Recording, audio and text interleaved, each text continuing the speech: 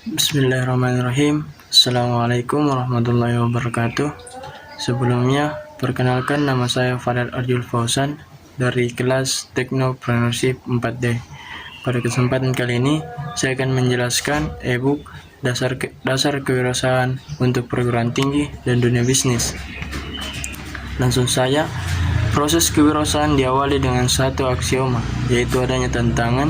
Dari tantangan tersebut, timbul gagasan, kemauan, dan dorongan untuk berinisiatif, yang tak lain adalah dengan berpikir kreatif dan bertindak inovatif, sehingga tantangan tersebut dapat diatasi dan diselesaikan.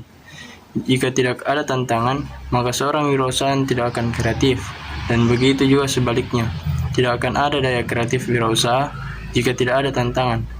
Semua tantangan pasti memiliki risiko, yaitu kemungkinan untuk berhasil atau tidak berhasil. Oleh sebab itu, wirausahaan harus seorang yang berani menghadapi risiko dan mengenai tantangan. Tahapan proses penciptaan suatu yang baru dan berbeda itulah yang disebut dengan tahapan kewirausahaan. Tahapan inovasi dipengaruhi oleh berbagai faktor, baik yang berasal dari pribadi maupun lingkungan. Faktor pribadi yang memicu kewirausahaan adalah motif berprestasi, komitmen, nilai-nilai pribadi, pendidikan, dan pengalaman. Model proses kewirausahaan terdiri dari langkah-langkah sebagai berikut. Yang pertama yaitu proses inovasi. Beberapa faktor personal yang mendorong inovasi adalah keinginan berprestasi, adanya sifat penasaran, keinginan menanggung risiko, faktor pendidikan, dan faktor pengalaman.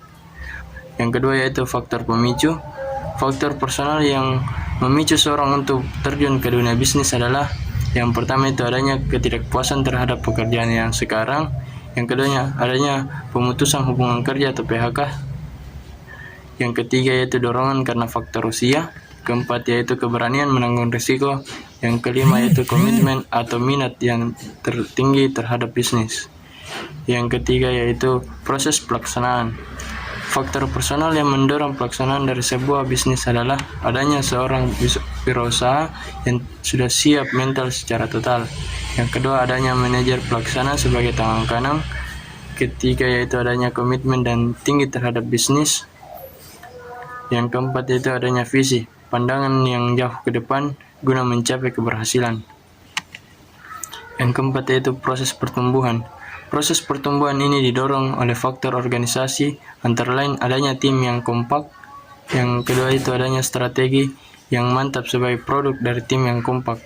Yang ketiga itu adanya struktur dan budaya organisasi yang sudah membudaya. Yang keempat itu adanya produk yang dibanggakan atau diistimewakan yang dimiliki. Faktor penyebab keberhasilan dan kegagalan kewirausahaan.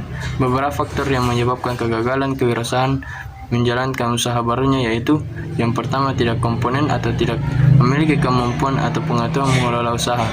Yang kedua itu yang kurangnya pengalaman. Yang ketiga yang kurangnya dapat mengendalikan keuangan. Keempat gagal dalam perencanaan. Kelima lokasi yang kurang memadai. Keberhasilan kewirausahaan sangat tergantung pada beberapa faktor, yang itu kemampuan, peluang, dan kesempatan. Sedangkan faktor penyebab keberhasilan dipengaruhi oleh beberapa perilaku para wirausahawan.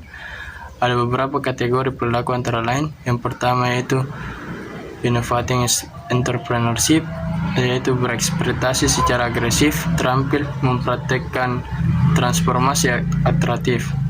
Yang kedua itu imitative entrepreneurship, meniru inovasi yang berhasil dari para innovating entrepreneur. Yang ketiga itu Fabian entrepreneurship, sikap yang teramat berhati-hati dan sikap skeptikal, tetapi yang segera melaksanakan peniruan menjadi jelas sekali.